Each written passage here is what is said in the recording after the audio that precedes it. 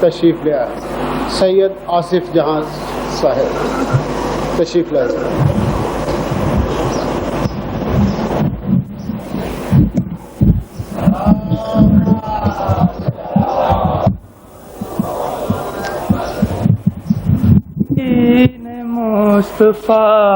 مصطفیٰ کے لیے جو کربلا میں تھے تیار ہر بلا کے لیے بقا بنے ہیں وفائے حضرت عباس کی مثال نہیں وفائے حضرت عباس کی مثال نہیں وفا ہے ان کے لیے اور وہ وفا کے لیے بقا بنے ہیں کہیں ذرا سا بھی مجبور ہو گئے تھے حسین کہیں ذرا سا بھی مجبور ہو گئے تھے حسین خیال بھی نہ یہ لائے کوئی خدا کے لیے بقا بنے ہیں اسی طرح سے تھے شبیر کے لیے عباس اسی طرح سے تھے شبیر کے لیے عباس سپر بنے تھے علی جیسے مصطفیٰ کے لیے بقا بنے ہیں زبان خشک تھی قدموں میں بہہ رہی تھی فرات زبان خشک تھی قدموں میں بہہ رہی تھی فرات عجب یہ وقت تھا عباس کی وفا کے لیے بقا بنے ہیں حسین قتل ہوئے پھر بھی یہ خیال رہا حسین قتل ہوئے پھر بھی یہ خیال رہا بہن کے ہاتھ نہ اٹھ جائیں بددعا کے لیے بقا بنے ہیں وہی دین مصطفیٰ کے لیے.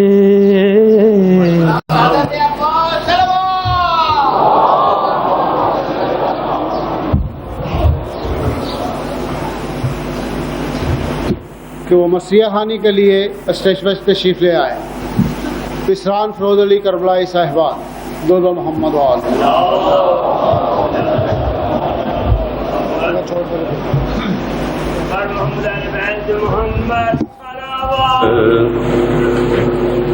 شہن عجیب کام کیے وقت امتحان. شہن عجیب کام کیے وقت امتحان. کھائے عذاب تیر افامت میں برچیاں مثل امام راکع و ساجد بھلا کہاں چلا رہے تھے اہل زمین اہل آسمان. ان سے کسی نبی کی عبادت بڑھے نہیں. خنجر تلے نماز کسی نے پڑھی نہیں. شہن عجیب کام کیے.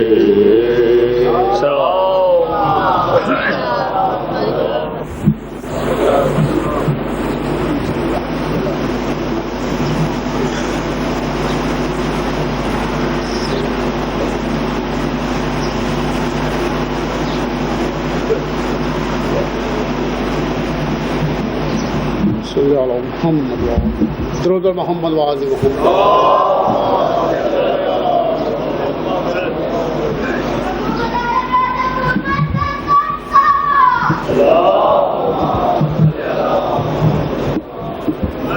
ہمارے دیگر صلوات.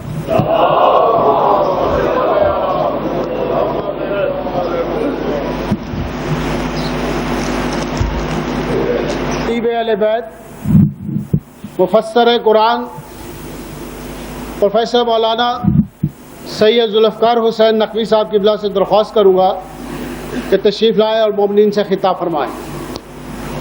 مولانا سید ذوالفقار حسین نقوی صاحب قبلہ. درود محمد و آل محمد. سنودیے جناب سیدہ خاتون جنت سلام لرہا سلامہ.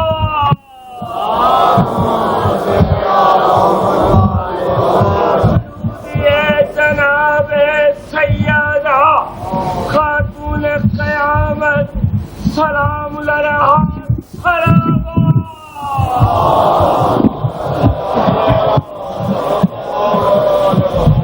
جناب زینب سلام اللہ علیہا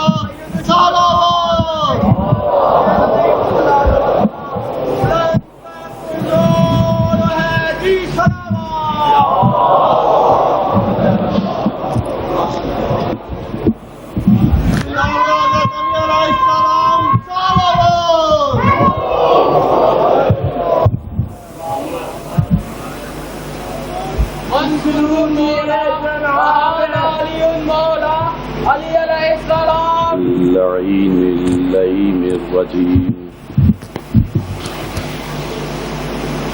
بسم الله الرحمن الرحيم.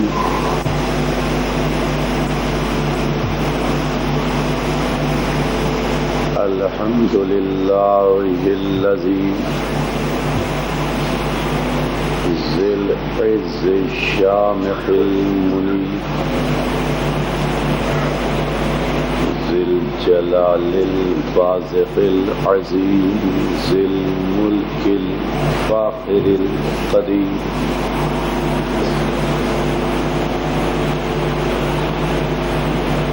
مالك الأملاك مهلك الأفلاك مسخر الشمس والقمر مكبر الليل والنهار ومكبر النهار على الليل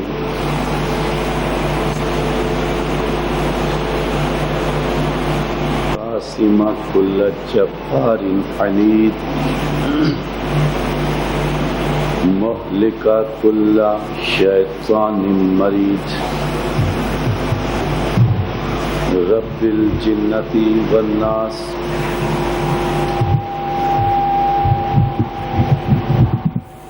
لا يسخره صراط المستصرخين لا يبرمه إلحاح المليحين العاصم للصالحين موفق للمفلحين مولى الأعلمين أنزل السكينة على قلوب المؤمنين جلت عظمته الصلاة والسلام على النبي الأمي العربي الهاشمي القرشي المكي المدني الأبتحي المطلب أبي القاسم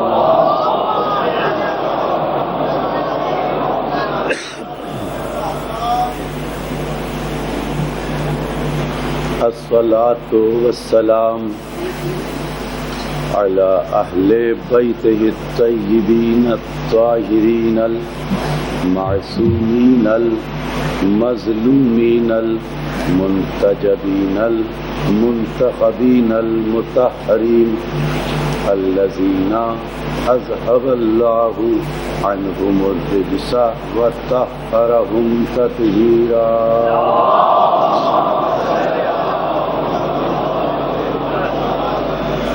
أما بعد فقد قال الحكيم في محكم كلامه المتين وخطابه المبين وهو أصدق الصادقين وقوله الحق بسم الله الرحمن الرحيم ألا إن أولياء الله لا خوف عليهم ولا هم يحزنون الذين آمنوا وكانوا يتقون لهم البشرى في الحياة الدنيا وفي الآخرة لا تبديل لكلمات الله ذلك هو الفوز العظيم.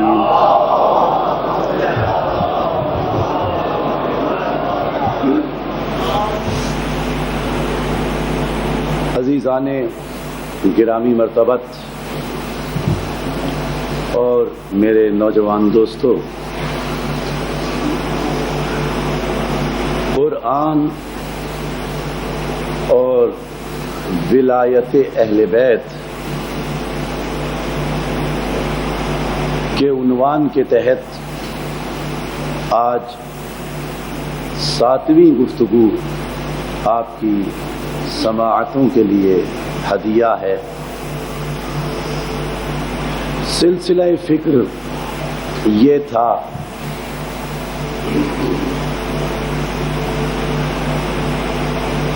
کہ ولی وہ ہے جو کتاب تکوین کا شاہد ہو. ولی وہ ہے جو کتاب تکوین کا شاہد ہو، جس کے سامنے یہ پوری کائنات اور کتاب تکوین کا ہر ورق وجود میں آیا ہو، ہر شے کی تخلیقی حقیقت اور خلقی ماہیت سے واقف ہو، آگاہ ہو۔ ولی وہ کہ جو آگ کے اجزائے حرارت کو جانتا ہو، پانی کے اجزائے برودت کو جانتا ہو، ہوا کے اجزاء سے واقف ہو، مٹی کے اجزاء سے واقف ہو۔ قرآن کی نظر میں ولایت ایک اہم عہدہ ہے۔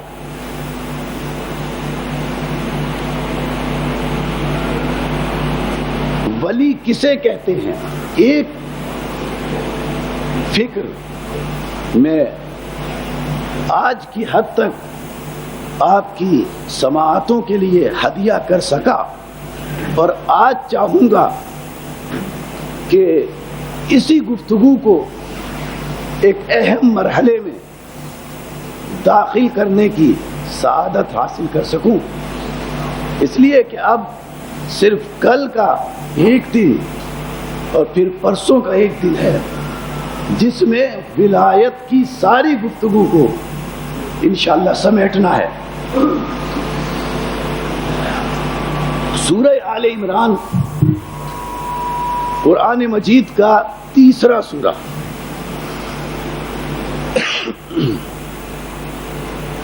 هو الذی انزل علیک الکتاب منہ آیات محکمات ام الکتاب وَأُخَرُ مُتَشَابِهَاتٌ فَأَمَّا الَّذِينَ فِي قُلُوبِهِمْ زَيْغٌ فَيَتَّبِعُونَ مَا تَشَابَهَ مِنْهُ ابْتِغَاءَ الْفِتْنَةِ وَابْتِغَاءَ تَأْوِيلِهِ وَمَا يَعْلَمُ تَأْوِيلَهُ إِلَّا اللَّهُ وَالرَّاسِخُونَ فِي الْعِلْمِ۔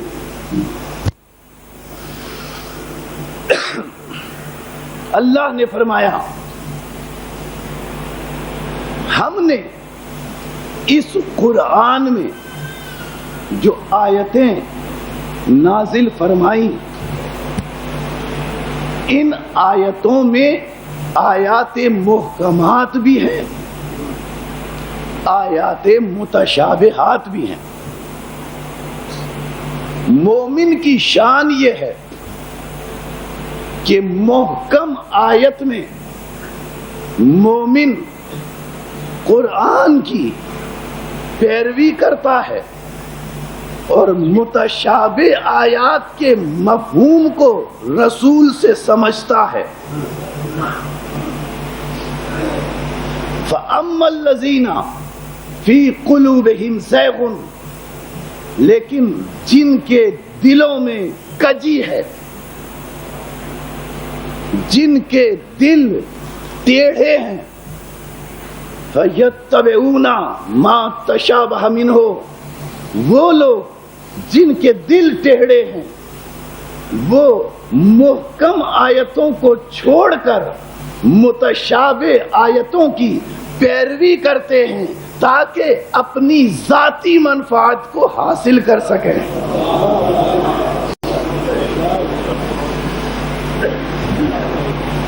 وَمَا يَعْلَمُ تَأْوِيلَهُ إِلَّا اللَّهُ وَالرَّاسِخُونَ فِي الْعِلْمِ۔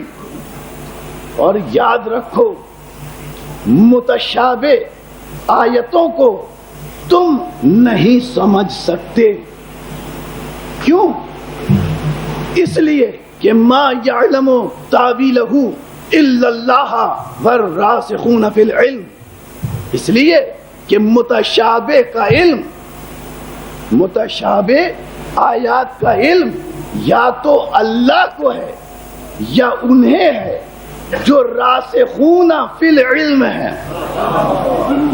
لفظی ترجمہ راسخون فی العلم کا، راسخون مانے ڈوبے ہوئے، فی مانے میں، علم جاننا، علم میں ڈوبے ہوئے، علم میں ڈوبے ہوئے۔ دیکھیے ایک ہوتا ہے صاحب علم، توجہ رکھیں، بس انہی منزلوں سے میں ایک اہم فکر کو نتائج کی طرف لے جانا چاہ رہا ہوں۔ صاحب علم وہ ہوتا ہے، صاحب علم وہ ہوتا ہے جس میں علم ہو۔ ما یعلم تاویلہ الا اللہ والراسخون فی العلم، قرآن کے متشابہ آیات کا علم، توجہ چاہ رہا ہوں، ایک ایک لفظ کی طرف توجہ رہے، قرآن کے متشابہ آیات کا علم وہ نہیں رکھتا، وہ نہیں رکھتا جس میں علم ہو۔ قرآن کی متشابہ آیات کا علم وہ نہیں رکھتا جس میں علم ہو، قرآن کی متشابہ آیات کا علم وہ رکھتا ہے جو علم میں ہو۔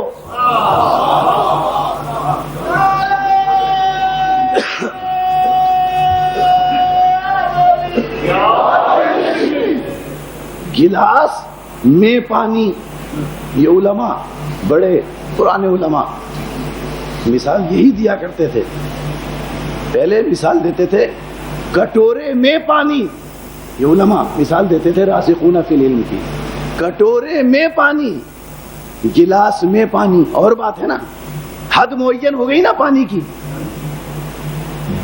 گلاس میں پانی، توجہ ہے نا آپ کی، کٹورے میں پانی، اب ایک پانی کی حد معین ہو گئی، توجہ ہے، گلاس میں پانی یعنی ایک حد معین کہ کتنا پانی، کٹورے میں پانی یعنی حد معین ہو گئی کتنا پانی، انسان میں علم یعنی حد معین ہو گئی کتنا علم،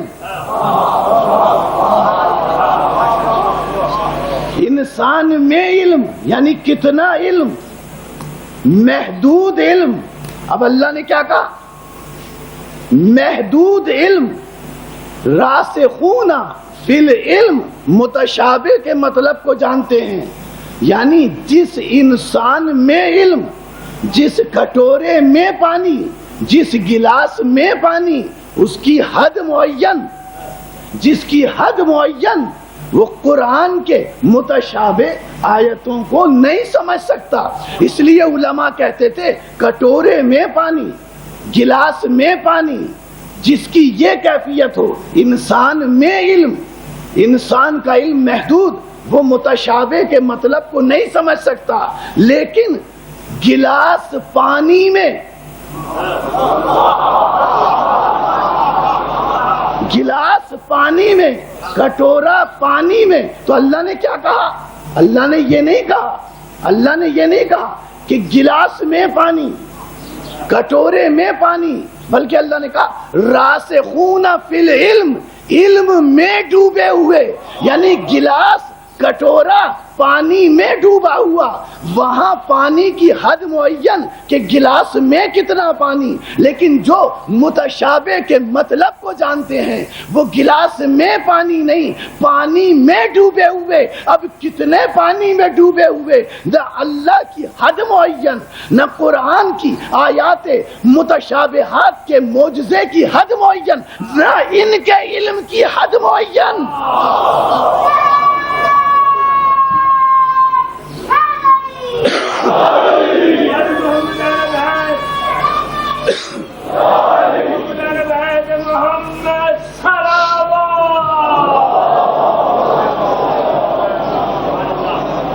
دیکھیے قرآن کی آیات محکم ہیں،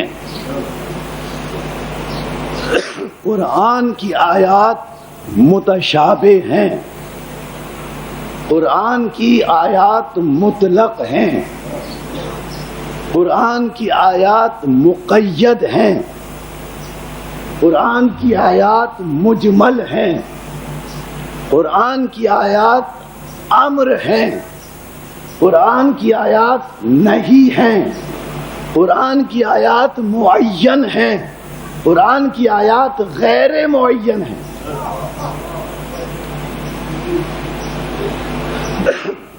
قرآن کی آیات کی بہت سی اقسام ہیں، لیکن ایک اہم قسم جس کے ذریعے میں آپ کے اذہان عالیہ کو اپنے موضوع کے تحت ولایت اہل بیت تک لے جانا چاہ رہا ہوں، ایک اہم قرآن کی آیات کی قسم جس کے تحت میں آپ کو ولایت اہل بیت تک لے جانا چاہ رہا ہوں۔ دیکھیے توجہ، جہاں جہاں میری آواز جا رہی ہے ارباب فہم تشریف فرما ہے، پڑھے لکھے حضرات تشریف فرما ہے، اس لیے یہ گفتگو آپ کی سماعتوں کے لیے ہدیہ کرنا چاہ رہا ہوں۔ قرآن کی آیات کی دو قسمیں ہیں، جہاں دیگر اقسام ہیں وہاں یہ دو قسمیں ہیں، ایک الفاظ معین، توجہ رکھیے گا، اور دوسری الفاظ غیر معین، یعنی قرآن کے کچھ لفظ ایسے ہیں جو لفظ معین کہلاتے ہیں اور کچھ لفظ ایسے ہیں جو لفظ غیر معین کہلاتے ہیں، لفظ معین اور لفظ غیر معین۔ معین، لفظ معین کیا ہے؟ مثال دے دو، لا تلبسوا الحق بالباطل وتکتموا الحق وانتم تعلمون، حق کو باطل کے ساتھ نہ ملاؤ، حق کو نہ چھپاؤ، وانتم تعلمون، حالانکہ تم علم رکھتے ہو۔ اس میں دو لفظ آئے نا، حق اور باطل، یہی دو لفظ آئے نا۔ انا، دوسری آیت سورہ بقرہ کی، انا ارسلناک بالحق بشیرا ونذیرا، ہم نے حق کے ساتھ اپنے رسول کو بشیر اور نذیر بنا کر بھیجا۔ توجہ ہے نا، چار لفظ میں نے ان دو آیتوں میں آپ کے سامنے پیش کیے، چار لفظ، ایک لفظ حق، ایک لفظ باطل، ایک لفظ بشیر، ایک لفظ نذیر۔ یہ قرآن کے چاروں لفظ لفظ معین کہلاتے ہیں۔ بات واضح ہو رہی ہے نا؟ یہ قرآن کے چاروں لفظ لفظ معین کہلاتے ہیں۔ لفظ معین کے معنی کیا؟ حق لفظ معین، باطل لفظ معین، بشیر لفظ معین، نذیر لفظ معین۔ معین کا مطلب یہ کہ جس کے ایک معنی ہو، معین یعنی ایک معنی ہو، حق کے معنی باطل نہیں، حق لفظ معین یعنی حق کے معنی باطل نہیں اور باطل کے معنی حق نہیں۔ واضح ہو رہی ہے نا بات؟ اچھا، بشیر لفظ معین، باطل لفظ معین، حق لفظ معین، حق کے معنی باطل نہیں، باطل کے معنی حق نہیں، باطل بھی معین، حق بھی معین۔ بشیر، بشیر لفظ معین، نذیر لفظ معین، یعنی بشیر کے معنی بشیر، نذیر نہیں، نذیر کے معنی بشیر، نذیر کے معنی نذیر، بشیر نہیں۔ توجہ ہے نا عزیزان محترم؟ یعنی معین لفظ وہ ہے جس کے معنی معین ہوں، بشیر کے معنی نذیر نہ ہو، نذیر کے معنی بشیر نہ ہو۔ حق کے معنی باطل نہ ہو، باطل کے معنی حق نہ ہو. توجہ، یہ ہے لفظ معین. اچھا، لفظ غیر معین، لفظ غیر معین کی بھی مثال دے دوں. نحل، سورہ نحل 16واں سورہ، ان الظالمین لہم عذاب علیم. بہت توجہ رکھیے گا، ذرا سی تمہیدی گفتگو ہے، لیکن یہ تمہید آپ کے ذہنوں میں محفوظ ہو جائے تاکہ اہم نتیجے فکر کی طرف آپ کے اذہان کو لے چلوں. توجہ، معین لفظ حق، باطل، بشیر، نذیر. حق کے معنی باطل نہیں، باطل کے معنی حق نہیں، بشیر کے معنی نذیر نہیں، نذیر کے معنی بشیر نہیں. اب غیر معین لفظ، ان الظالمین لہم عذاب علیم. ظالم کے لیے عذاب علیم ہے. سورہ صف 61واں سورہ، واللہ لا یہدی القوم الظالمین. اللہ ظالموں کو ہدایت نہیں کرتا. فمن حاجک فیہ من بعد ما جاءک من العلم فقل تعالوا ندعو ابناءنا وابناءکم ونساءنا ونساءکم وانفسنا وانفسکم ثم نبتہل فنجعل لعنت اللہ علی الکاذبین. توجہ ہے نا عزیزان محترم، یہاں دو لفظ آئے، ایک ظالمین اور ایک کاذب. ایک ظالمین اور ایک کاذب. کاذب معین ہے، کاذب لفظ معین ہے، یعنی جو کاذب ہے وہ صادق نہیں، اور جو صادق ہے وہ کاذب نہیں. رسول نے 5 صادقین کا انتخاب کیا اور بتایا کہ یہ صادق. اچھا، یہ کاذب اور صادق یہ لفظ معین ہے، لیکن اس میں جو لفظ آیا ظالمین، واللہ لا یہدی القوم الظالمین، اللہ ظالموں کو ہدایت نہیں کرتا. توجہ رکھیے گا، ظالمین کو ہدایت نہیں کرتا. واللہ لا یہدی القوم الظالمین ان الظالمین لہم عذاب علیم. ظالموں کے لیے عذاب علیم ہے. اللہ ظالم کو ہدایت نہیں کرتا. تو یہ لفظ ظالم جو ہے نا، یہ ظالم کا لفظ، بہت توجہ چاہ رہا ہوں، یہ ظالم کا لفظ غیر معین ہے. ظالم کا لفظ غیر معین ہے، یعنی ظالم کے معنی حق بھی ہے. ظالم کے معنی، عجیب جملے کہہ رہا ہوں، ظالم کے معنی حق بھی ہے اور باطل بھی ہے. اگر یقین نہیں آتا تو قرآن پڑھ لیجئے. یہاں کیا کہا اللہ نے؟ اللہ نے فرمایا میں ظالموں کو ہدایت نہیں کرتا. ظالموں کے لیے دردناک عذاب ہے. ظالم کی مذمت کی نا اللہ نے، مذمت کی اللہ نے، ظالم کی مذمت کی اللہ نے. اچھا، ظالم کی مذمت ہے. ظالم ایسا لفظ ہے جس کے جو غیر معین ہے. یہ لفظ غیر معین ہے، ذہن میں بات محفوظ ہو جائے. یہ لفظ غیر معین، اگر یہ غیر معین تو اس کے معنی حق بھی ہیں، اس کے معنی باطل بھی ہیں. اللہ نے سورہ آل عمران میں ارشاد فرمایا ان اللہ اصطفیٰ آدم و نوحا وآل ابراہیم وآل عمران علی العالمین. ہم نے آدم کا انتخاب کیا، نوح کا انتخاب کیا، آل ابراہیم کا انتخاب کیا، آل عمران کا انتخاب کیا. عالمین میں بات واضح ہو رہی ہے نا، عالمین میں آدم کا، نوح کا، یعنی اللہ نے جن کا انتخاب کیا، اللہ نے جن کا انتخاب کیا، آدم کا، نوح کا، آل ابراہیم کا، آل عمران کا. تو اللہ نے بتایا کہ ظالم کے لیے دردناک عذاب، ظالم کو میں ہدایت نہیں کرتا. تو اللہ جنہیں ہدایت کے لیے بھیجے، اللہ کہہ رہا ہے نا میں ظالموں کو ہدایت نہیں کرتا، تو اللہ جنہیں ہدایت کے لیے بھیجے ان کے پاس ہدایت ہوگی تو ہدایت کریں گے. توجہ ہے، ان کے پاس ہدایت ہوگی تو ہدایت کریں گے. تو اللہ کہتا ہے ظالم کو میں ہدایت نہیں کرتا، ظالم کو میں ہدایت نہیں کرتا. تو اللہ کے عہدیدار ظالم نہیں ہونے چاہیے.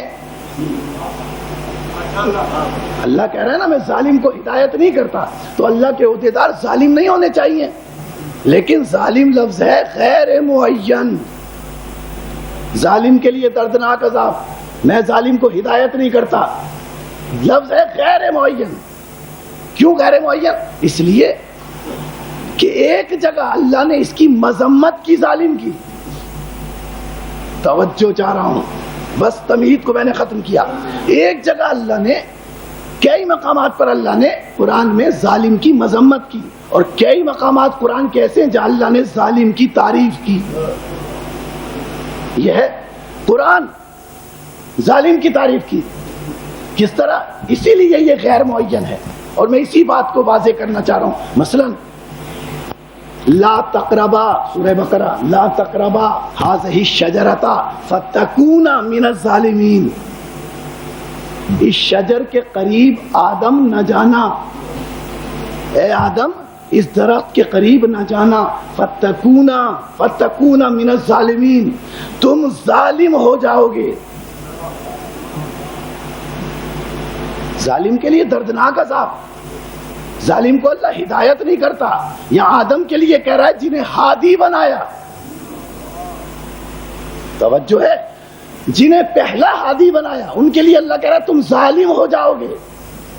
اچھا، اور آیت پیش کروں، سورہ قصص 28واں سورہ. ذرا سی توجہ رہے، پھر ایک اہم نتیجے کی طرف لے جا رہا ہوں انہی لفظوں سے. سورہ قصص 28واں سورہ. دخل المدینۃ علی حین غفلۃ من اہلھا فوجد فیہ رجلین یقتتلان ھذا من شیعتہ وھذا من عدوہ. حضرت موسیٰ نکلے، راستے میں حضرت موسیٰ نے دیکھا ایک موسیٰ کا شیعہ ہے، ایک موسیٰ کا دشمن ہے. حضرت موسیٰ نے ان دونوں پر نظر ڈالی تو موسیٰ کا جو شیعہ تھا اس نے موسیٰ کو مدد کے لیے بلایا. موسیٰ اس کی مدد کے لیے گئے اور موسیٰ نے اپنے دشمن کو فوقذہ، ایسا گھوسا مارا کہ موسیٰ کا دشمن وہیں ختم ہو گیا، وہیں ہلاک ہو گیا. موسیٰ کا دشمن، موسیٰ کا شیعہ بچ گیا. توجہ توجہ. فاستغاثہ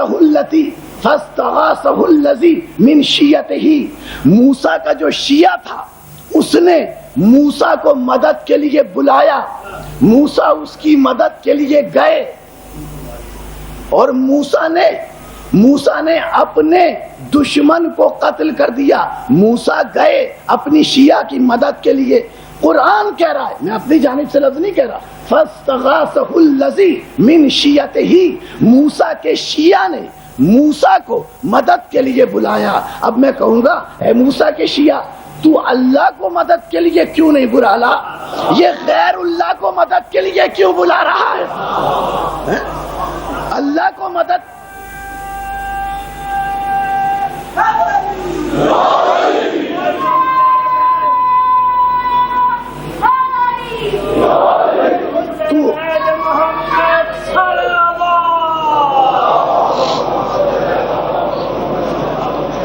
توجہ.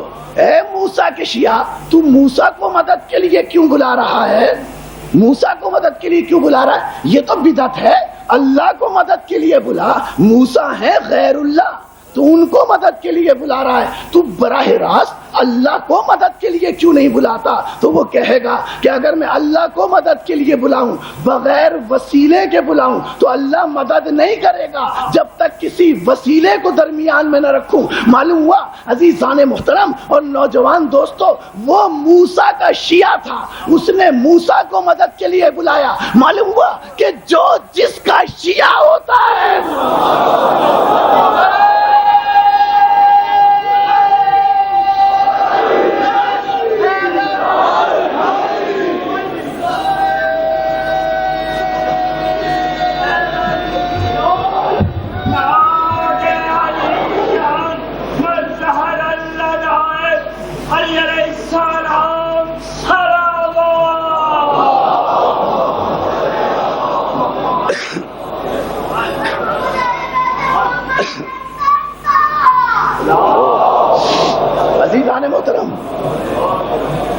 عزیزان محترم توجہ رہے.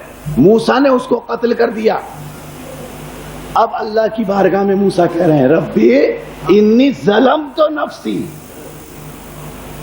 آیت ہے 28واں سورہ، سورہ قصص. اب موسیٰ کہہ رہے ہیں رب انی ظلمت نفسی. سلسلہ فکر ذہنوں میں محفوظ رہے. اے اللہ، اے میرے رب، میں نے اپنے نفس پر ظلم کیا، فاغفر لی، میری مغفرت فرما۔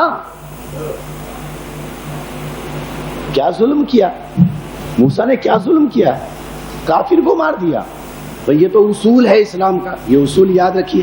اگر کسی مسلمان کی جان، مال، عزت و آبرو، اس پر کوئی حملہ آور ہو تو اپنی جان، مال، عزت و آبرو کے تحفظ کے لیے دفاع کرتے ہوئے تلوار اٹھا لینے کا نام جہاد ہے، یہی ہے نا۔ تو موسیٰ نے کیا کیا؟ مسلمان کی جان، مال، عزت و آبرو کو خطرہ تھا تو موسیٰ نے اسے قتل کر دیا۔ اگر موسیٰ کا یہ قتل کرنا گناہ ہے تو پھر غزوہ بدر، غزوہ احد، غزوہ خندق، غزوہ خیبر، اس میں کافروں کو مارنا کیسے ثواب ہے؟ توجہ ہے نا عزیزان محترم۔ معلوم ہوا کہ موسیٰ نے گناہ نہیں کیا، مسلمان کی جان کے دفاع میں قتل کیا کافر کو، تو موسیٰ نے گناہ نہیں کیا۔ اب اللہ سے کیا کہہ رہے ہیں؟ رب انی ظلمت نفسی فاغفر لی، اے اللہ میں نے ظلم کیا، میری مغفرت فرما۔ لفظ واضح ہوئے، لفظ ظلم، ظالم کے لیے دردناک عذاب، ظالم کے لیے دردناک عذاب، ظالم کو اللہ ہدایت نہیں کرتا۔ اور یہاں دو باتیں، اور پھر حضرت آدم سے کہا لا تکونا لا تقربا هذه الشجرہ فتکونا من الظالمین، اے آدم تم ظالمین میں سے ہو جاؤ گے۔ توجہ ہے نا عزیزان محترم، آدم کو کہا تم ظالمین میں سے ہو جاؤ گے، اور حضرت موسیٰ نے کہا میں نے اپنے نفس پر ظلم کیا۔ اگر ظلم اتنا برا ہوتا تو پھر حضرت موسیٰ کے لیے لفظ ظلم نہیں آ سکتا تھا۔ اگر ظلم اتنا برا ہوتا تو آدم کے لیے لفظ ظلم نہیں آ سکتا تھا۔ علمی گفتگو ہے، ارباب علم توجہ فرمائیں۔ اور اگر دلیل چاہیے تو عرض کر دوں، وقت محدود ہے، لیکن قافلہ سخن کو اہم منزلوں کی طرف لے جانا ہے۔ لفظ ظالم غیر معین لفظ ہے، یعنی اچھے معنوں میں بھی استعمال ہوتا ہے، اور لفظ ظالم برے معنوں میں بھی استعمال ہوتا ہے۔ لفظ ظالم برے معنوں میں استعمال ہوا، اللہ نے کہا ظالم کے لیے دردناک عذاب، اور اچھے معنوں میں فتکونا من الظالمین، رب انی ظلمت نفسی فاغفر لی۔ توجہ، اور اگر یقین نہ آئے تو سورہ فاطر کی آیت پڑھیے، 35واں سورہ، جسے متعدد بار میں نے تلاوت کا شرف حاصل کیا۔ ثم اورثنا الکتاب الذی نصطفیناہ من عبادنا، ہم نے، توجہ جہاں جہاں میری آواز جا رہی ہے، ہم نے قرآن کا وارث انہیں بنایا جو ہمارے مصطفیٰ بندے ہیں، جو ہمارے مصطفیٰ بندے ہیں۔ ان کی پہلی صفت یہ ہے کہ وہ ہمارے مصطفیٰ بندے ہیں۔ فَمِنْهُمْ ظَالِمٌ لِنَفْسِهِ، دوسری پہچان ان کی یہ ہے کہ وہ ظالم ہے۔ ایک اہم فکر کی طرف آپ کے اذہان کو لے کر آ گیا ہوں، اور نازک مرحلہ ہے، اس لیے توجہ چاہ رہا ہوں۔ قرآن کے وارث وہ ہیں جو ہمارے مصطفیٰ بندے ہیں۔ فَمِنْهُمْ ظَالِمٌ لِنَفْسِهِ، اور دوسری صفت ان کی یہ ہے کہ وہ اپنے نفس کے لیے ظالم ہیں۔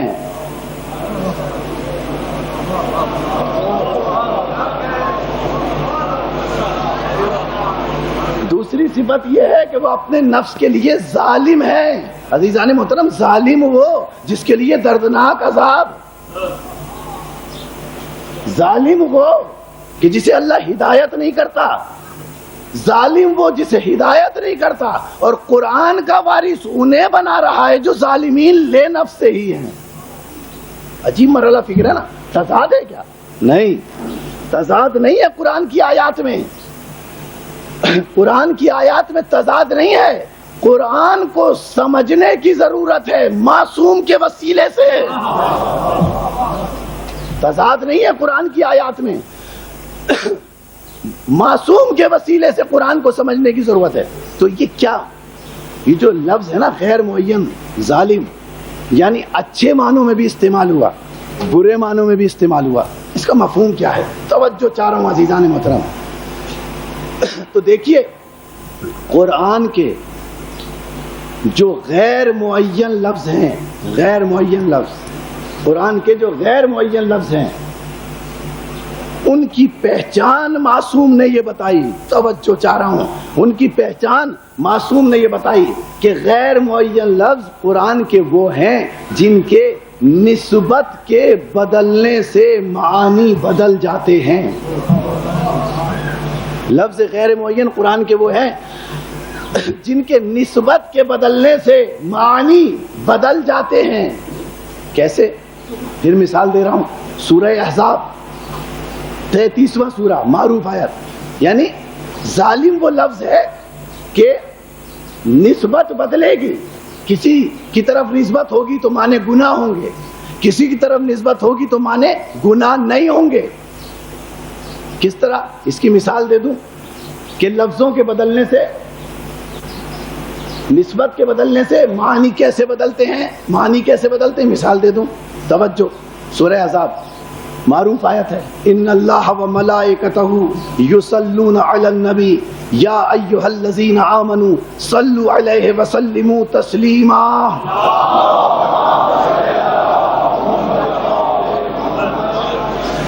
اس میں ہے لفظ صلوات، توجہ، اس میں ہے لفظ صلوات، اللہ صلوات بھیجتا ہے، یہ لفظ صلوات ہے غیر معین لفظ، لفظ صلوات ہے غیر معین لفظ۔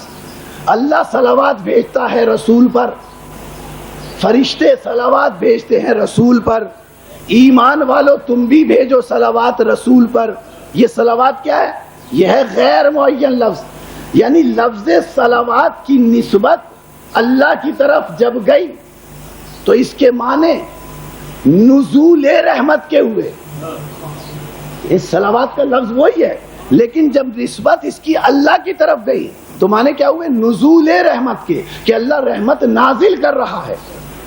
اور یہی لفظ صلوات، اس کی نسبت جب فرشتوں کی طرف گئی، جب فرشتوں کے ساتھ یہ لفظ منسوب ہوا تو اس کے معنی نزول رحمت کے نہیں، ایصال رحمت کے ہوئے، کہ فرشتے رحمت پہنچا رہے ہیں، وہاں سے لا رہے ہیں، یہاں پہنچا رہے ہیں۔ کیا معنی ہوئے؟ ایصال رحمت۔ اور جب اس لفظ صلات کی نسبت ایمان والوں کی طرف گئی تو نہ لفظ صلوات کے معنی نزول رحمت، نہ لفظ صلوات کے معنی ایصال رحمت، بلکہ لفظ صلوات کے معنی ایمان والوں کی طرف منسوب ہونے کے بعد ہوئے اللہم صلی علی طلب رحمت، کہ ایمان والا اللہ سے محمد کے لیے رحمت طلب کر رہا ہے۔ دیکھیے لفظوں،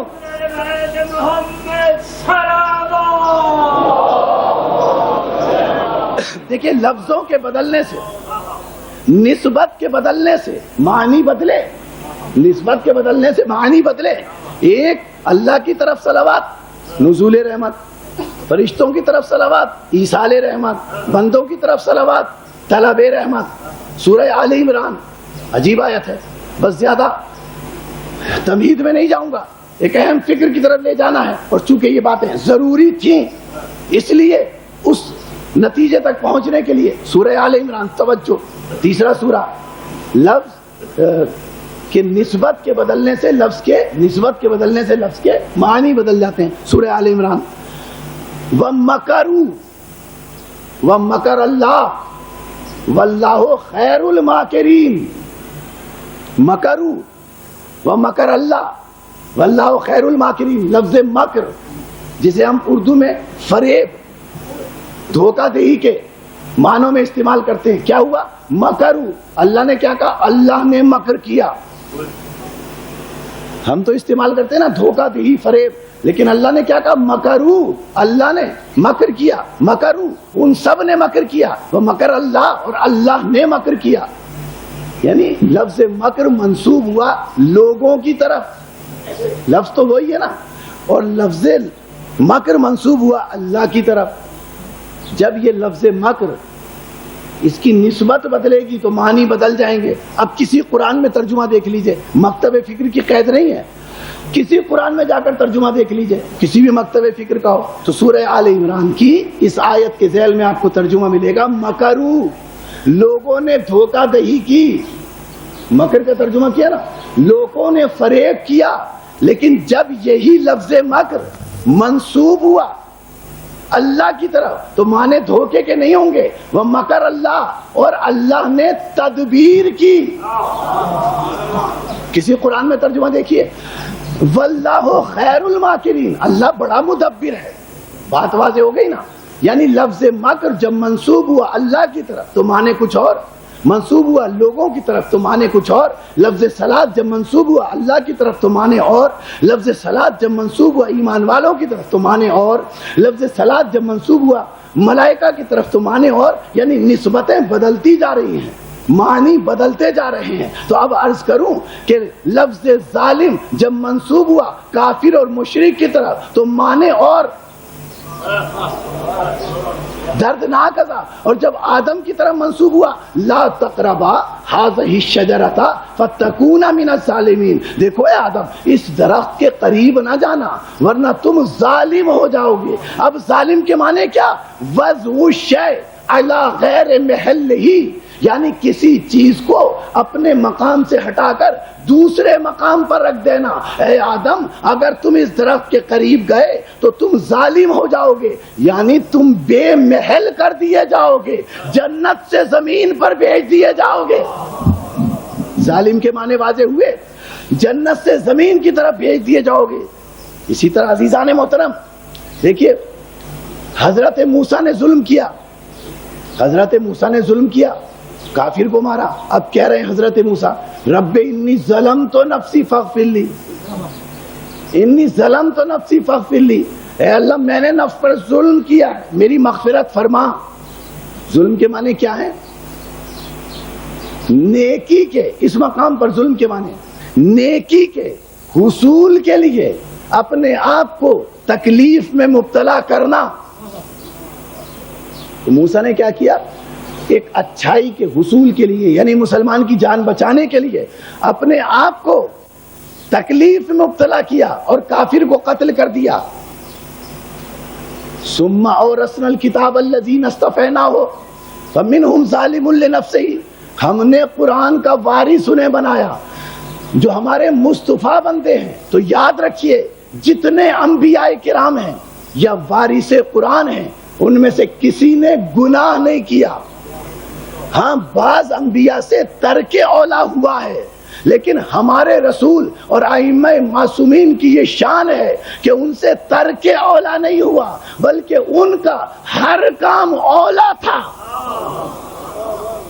ان سے ترک اولا نہیں ہوا بلکہ ان کا ہر کام اولا تھا. تو لفظ ظلم کی نسبت اگر انبیاء کی طرف ہوگی, زیادہ تفصیلات میں نہیں جانا وقت بہت محدود ہے, اگر ظلم کی نسبت انبیاء کی طرف ہوگی تو معنی کیا ہوں گے. دیکھیے دو لفظ ہیں, اسی لیے معصوم نے بتایا, معصوم کا یہ فرمان پیش کر دوں. معصوم فرماتے ہیں کہ ظلم کے دو معنی ہیں, ایک ظلم لے نفس ہی, ایک ظلم لے نفس ہی اور ایک ظلم علی نفس ہی. ظلم علی نفس ہی کے معنی کسی غیر پر زیادتی کرنا جو گناہ ہے. بات واضح ہو رہی ہے نا, کسی غیر پر زیادتی کرنا جو گناہ ہے یہ کیا ہے, ظلم علی نفس ہی. اور ظلم لے نفس ہی معصوم نے بتایا اپنے نفس کو زیادتی میں مبتلا کرنا نیکی اور ثواب کے حصول کے لیے. ظلم لے نفس ہی, اپنے نفس کو زیادتی میں مبتلا کرنا نیکی یا ثواب کے حصول کے لیے اپنے نفس پر ظلم کرنا. شدید سردیوں میں رات کے وقت تہجد کے لیے اٹھنا, نماز پڑھنا, اپنے نفس کو زیادتی میں مبتلا کرنا. کیوں؟ تہجد کا ثواب حاصل کر لے. شدید گرمیوں میں بھوک اور پیاس کو برداشت کرنا تاکہ روزے کا ثواب حاصل کیا جائے، اپنے نفس کو مبتلا کرنا تکلیف اور زیادتی میں تاکہ نیکی کو حاصل کیا جائے۔ تو یاد رکھیے دو معنی ہیں لفظ ظلم کے، ایک ظلمہ علی نفسہ ہی اور ایک ظلمہ لے نفسہ ہی۔ اب اللہ نے قرآن کا وارث انہیں نہیں بنایا جو ظلمہ علی نفسہ ہی تھے، بلکہ اللہ نے قرآن کا وارث ان مصطفیٰ بندوں کو بنایا کہ جو ظلمہ لے نفسہ ہی تھے، یعنی اپنے نفس کو اتنی زیادتی میں مبتلا کرتے تھے کہ روٹیاں اٹھا کر دے دیتے تھے، ایک روٹی بھی نہیں بچاتے تھے۔ روٹیاں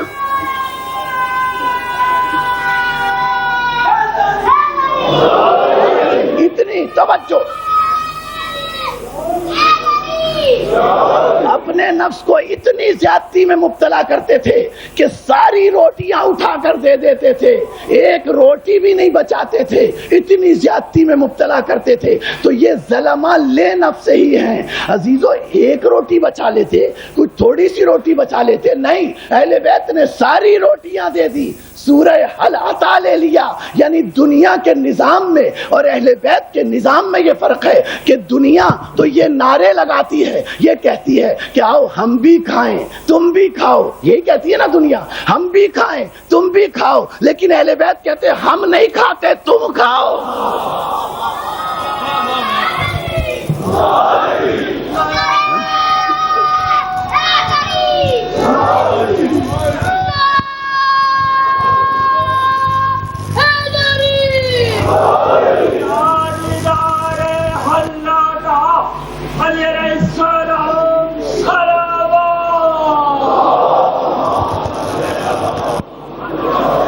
مجھے ایک اہم فکر تک آپ کی اذان عالیہ کو لے کر جانا ہے، توجہ چاہ رہا ہوں، وقت بہت محدود ہے۔ تو لفظ ظلم غیر معین لفظ کہ اگر معصوم کی طرف نسبت ہو تو مانے ثواب، گناہگار کی طرف نسبت ہو تو مانے گناہ۔ توجہ، لفظ الہ،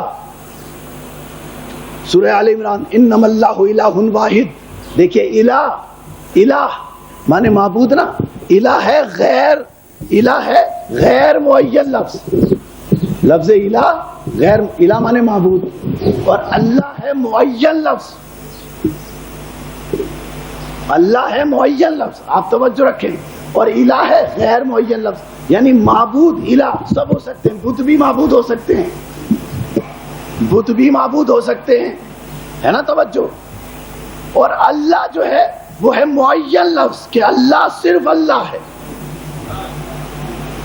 اسی طرح کل میں عرض کر رہا تھا سورہ انبیاء، وَجَعَلْنَهُمْ أَئِمَّةً يَهْدُونَ بِأَمْرِنَا وَأَوْحَيْنَا إِلَيْهِمْ فِعْلَ الْخَيْرَاتِ وَإِقَامَ الصَّلَاةِ وَإِيتَاءَ الزَّكَاةِ وَكَانُوا لَنَا عَابِدِينَ۔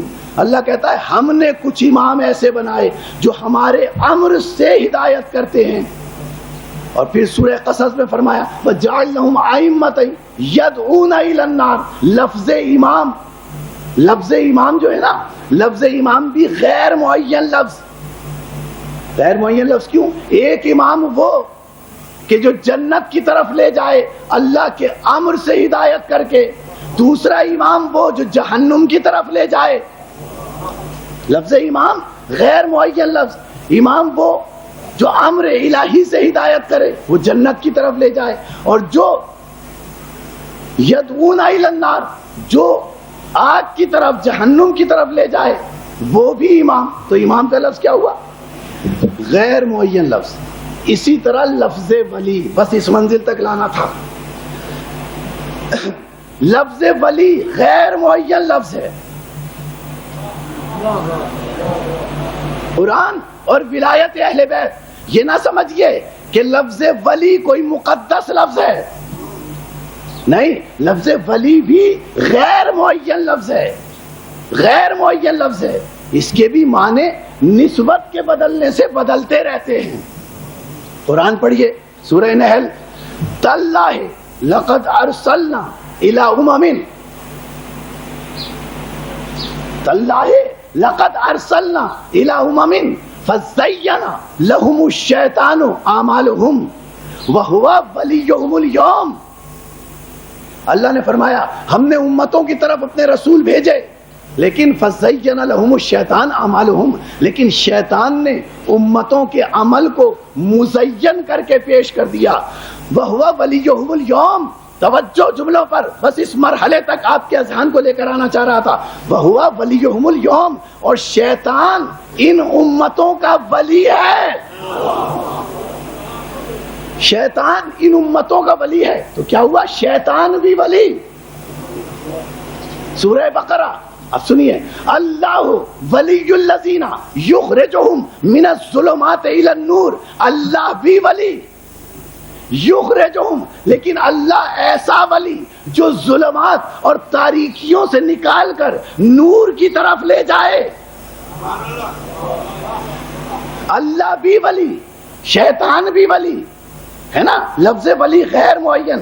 تو جب ہوا ولیہم الیوم، شیطان کی ولایت کا اعلان ہوا الیوم کے ساتھ.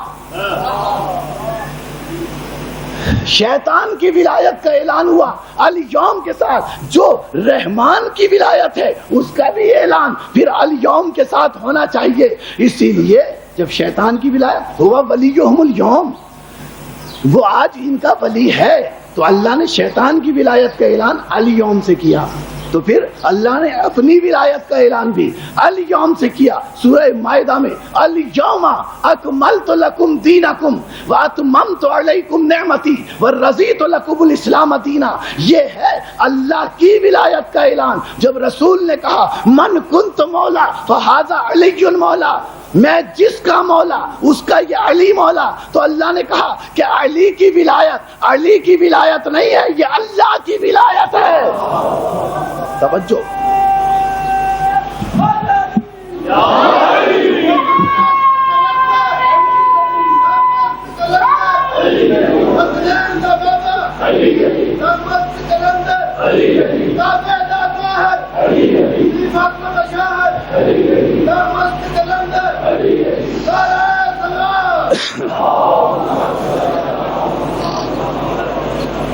تو ولی کا لفظ عزیزان محترم غیر معین لفظ ہے. آج گفتگو اس منزل تک پہنچ گئی. ولی وہ جو غیر معین لفظ. وما شتهم خلق السماوات والارض ولا خلق انفسهم وما كنت متخذ المضلين عضدا. اللہ نے ارشاد فرمایا کہ ولی وہ ہے جسے میں نے کتاب تکوین کا گواہ بنایا ہے، جو ہر تخلیقی کیفیت سے، ہر شے کی تخلیقی کیفیت سے واقف ہے. یعنی ولی وہ جو اول بنے. اب میں اپنی طرف سے نہیں کہہ رہا، ولی وہ جو اول بنے. قرآن کہہ رہا ہے کہ ولی وہ جو اول بنے. سورہ کہف ہے، 18واں سورہ ہے. اللہ نے بتایا ولی وہ کہ جس کے سامنے پوری کائنات بنے. یہ قرآن نے کہا. اور میں پھر اپنی طرف سے نہیں کہہ رہا. شیخ محی الدین عربی جو ہمارے مسلک کے نہیں ہیں، انہوں نے اپنی تفسیر کے مقدمے میں لکھا، شیخ محی الدین عربی نے، کہ رسول مسجد میں تشریف فرما تھے کہ ایک مرتبہ تمام صحابہ کرام رضوان اللہ علیہ موجود تھے. رسول نے تمام کی موجودگی میں کہا، شیخ محی الدین عربی اپنے تفسیر کے مقدمے میں لکھتے ہیں کہ رسول نے کہا کنت نبیا وآدم بین الماء والطین. میں اس وقت نبی تھا جب آدم پانی اور مٹی کے درمیان تھے. حتی جا من باب مسجد علی ابن ابی طالب، یہاں تک کہ مسجد کے دروازے سے علی داخل ہوئے. اور جیسے ہی رسول کا یہ فرمان سنا تو علی نے جیسے ہی رسول کا یہ فرمان سنا کنت نبیا وآدم بین الماء والطین، علی نے دروازہ مسجد ہی سے مخاطب ہو کر کہا ایھا الناس ایھا الناس ایھا الناس کان نبیا وآدم بین الماء والطین وکنت ولیا وآدم بین الماء والطین. نبی اس وقت نبی تھے، علی اس وقت ولی تھا.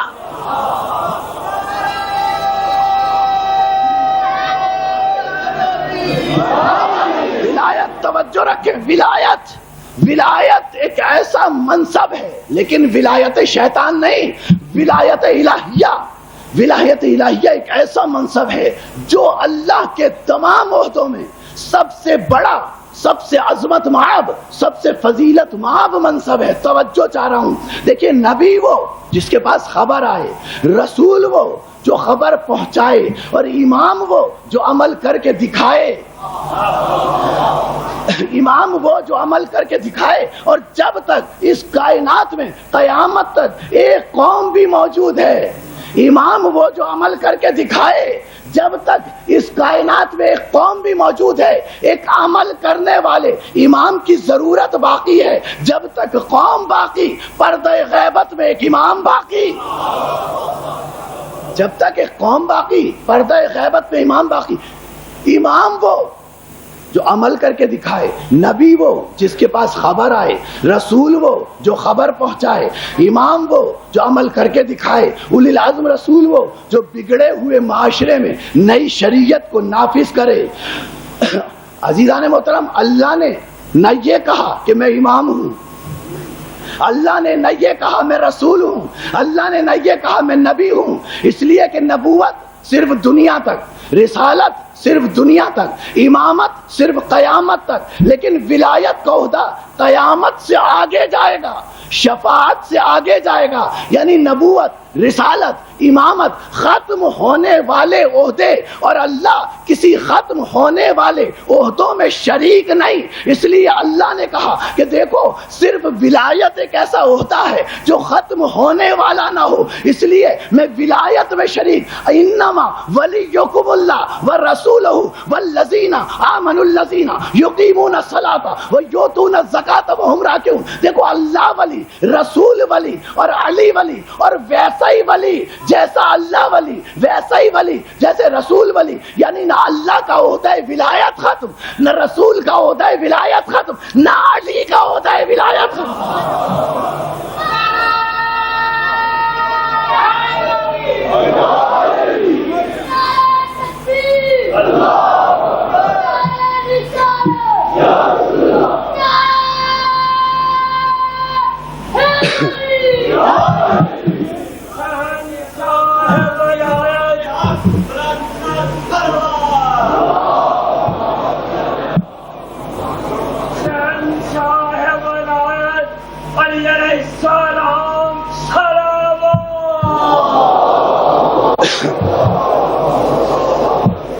عزیزان محترم، ایک بہت بڑے ولی گزرے ہیں اس دنیا میں، دنیا کے ایک بہت بڑے ولی گزرے۔ انہوں نے ایک کتاب لکھی، ایک جملہ یاد آ گیا تو عرض کر دوں، اس لیے کہ یہیں سے پھر نتیجہ پیش کرتے ہوئے قافلہ سخن کو اہم فکر کی طرف لے جانا چاہتا ہوں۔ وقت ختم ہو چکا گفتگو کا، توجہ عزیزان محترم۔ بہت بڑے ولی، دنیا کے بہت بڑے ولی، وہ کیا کہتے ہیں؟ وہ کہتے ہیں میں نے خواب میں دیکھا، انہوں نے لکھا کتاب میں کہ میں نے خواب میں دیکھا کہ میرے پیر، توجہ چاہ رہا ہوں جہاں جہاں میری آواز جا رہی ہے، انہوں نے خواب میں دیکھا کہ میرے پیر دنیا کے تمام اولیاء کے کاندھوں پر ہیں، دنیا کے تمام اولیاء کے کاندھوں پر ہیں۔ یقیناً ان کا بڑا مرتبہ ہوگا، جلیل القدر ان کا مرتبہ ہوگا کہ ان کے پیر دنیا کے اولیاء کے، ساری دنیا کے اولیاء کے کاندھوں پر ہوں گے۔ لیکن عزیزان محترم، انہوں نے غور نہیں کیا کہ دنیا کے اولیاء کے کاندھوں پہ پیر ہونا اور بات ہے، علی تو وہ ہے کہ جس کے قدم دوش نبوت پہ ہیں۔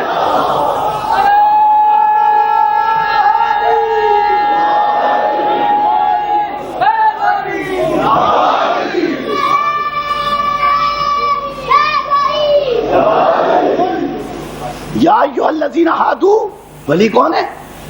یا ایھا الذین ھادوا ان زعمتم انکم اولیاء للہ فتمنوا الموت ان کنتم صادقین۔ ولی کون؟ توجہ چاہ رہا ہوں عزیزان محترم، ولی وہ اللہ نے ارشاد فرمایا یا ایھا الذین ھادوا، اے یہودیو، انکم ان زعمتم، اگر تمہیں یہ گمان ہے، انکم اولیاء للہ کہ تم اللہ کے ولی ہو، فتمنوا الموت، توجہ جملوں پر، فتمنوا الموت، تو تم موت کی تمنا کر کے دکھاؤ۔ تو ولی وہ ہے جو موت کی تمنا کرے، ولی وہ ہے قرآن کی نظر میں، سورہ جمعہ کی آیت پڑھی میں نے، قرآن کی نظر میں ولی وہ جو موت کی تمنا کرے۔ پھر دوہرا رہا ہوں جملے کو، قرآن کی نظر میں ولی وہ جو موت کی تمنا کرے، جو موت کی تمنا کرے وہ ولی قرآن کی نظر میں۔ لیکن جو موت سے ڈرے قرآن کی نظر میں وہ ولی نہیں ہو سکتا۔ جو موت سے گھبرائے وہ ولی نہیں ہو سکتا. اسی لیے علی نے کہا علی کو پرواہ نہیں، موت علی پر واقع ہو جائے یا علی موت پہ واقع ہو جائے.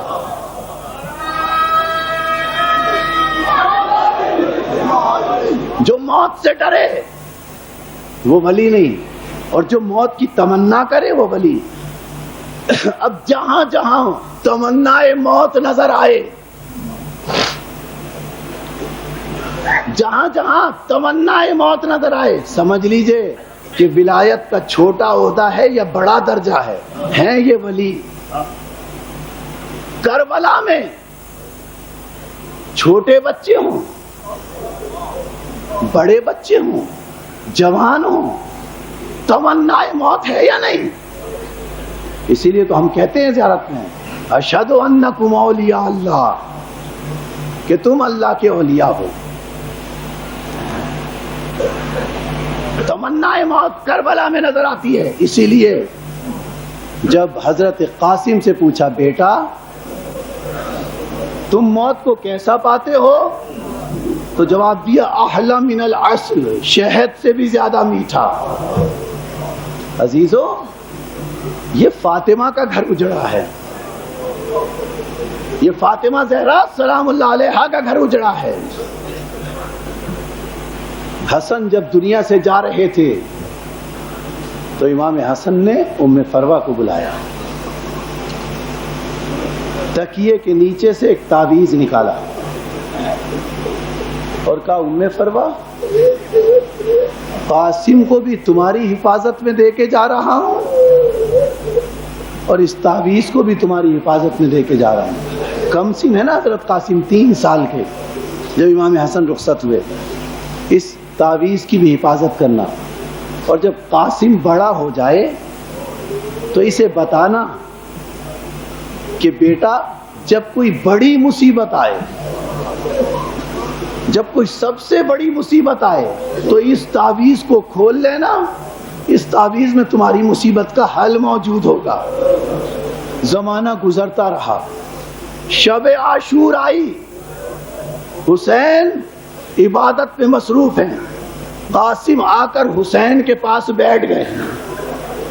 کمسن قاسم ہے نا، قاسم آ کر حسین کے پاس بیٹھ گئے. حسین نماز سے فارغ ہوئے. بیٹا قاسم اپنی ماں کے پاس جاؤ، بیٹا قاسم اپنی ماں کے پاس جاؤ، میرے پاس آ کر کیوں بیٹھے ہو؟ تو جناب قاسم نے کہا چچا جان ماں نے ہی تو بھیجا ہے، چچا جان ماں ہی نے تو بھیجا ہے. ماں نے کہا ہے میں سید زادی نہیں ہوں. چچا جان ماں ہی نے تو بھیجا ہے. ماں نے کہا میں سید زادی نہیں ہوں، زینب اور بطول کی نوکرانی ہوں. ماں نے بھیجا ہے کہ بیٹا قاسم جا اپنے چچا سے پوچھیا کہ بیوہ کا ہدیہ قبول ہوگا یا نہیں ہوگا. اجرکم اللہ، اللہ آپ کو غم حسین کے سوا کسی غم میں نہ رلائے. جناب امام حسین نے قاسم کے یہ جملے سنے، اپنے سینے سے قاسم کو لگایا اور کہا بیٹا قاسم تجھ میں مجھے اپنے بھائی حسن کی خوشبو آتی ہے، تجھ میں مجھے اپنے بھائی حسن کی خوشبو آتی ہے. کہا جان میرا نام محضر شہادت میں ہے. تو ایک مرتبہ روتے ہوئے حسین نے کہا بیٹا قاسم تیرا نام تو علیحدہ بات ہے، تیرے چھوٹے بھائی اصغر کا نام بھی، تیرے چھوٹے بھائی اصغر کا نام بھی ہے. ہاشمی خون تھا نا، جلال آ گیا. ایک مرتبہ انگڑائی لے کر قاسم کھڑے ہوئے. چچا جان کیا ظالم خیر ظالم